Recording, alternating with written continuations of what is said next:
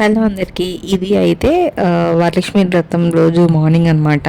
ముందు రోజు night decoration actually నా వర్క్ అయ్యి బయట ముగ్గు అదంతా పెట్టేసి మాప్ పెట్టుకొని డెకరేషన్ హాఫ్ కొంచెం చేసి పడుకున్నప్పటికీ 2 అయింది.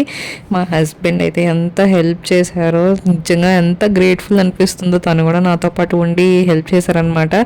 సరే కదా అని చెప్పేసి మార్నింగ్ ప్రసాదం చేద్దామని చెప్పి లేచాను. 4:30కి లేచాను. అప్పుడు కొంచెం ఫ్రెష్ అయిపోయి అప్పుడైతే ప్రసాదాలు చేయడం స్టార్ట్ చేశానమాట. నేను చేసినవన్నీ వీడియో తీద్దాం అనుకున్నాను, బట్ లాస్ట్కి వచ్చినప్పుడు కొంచెం హడావిడి అయిపోయింది. అంటే ఫర్ ద ఫస్ట్ టైం నాకు నేను చేసుకోవడం కదా, కొంచెం భయం వేసింది అనమాట. ఎలా అవుతుంది ఏంటి అని టెన్షన్తో అన్నీ కంప్లీట్ అయిపోయి డెకరేషన్ అదంతా కూడా అయిపోయింది. నెక్స్ట్ రెడీ అయిపోయి పూజ అయితే చేసుకున్నాను.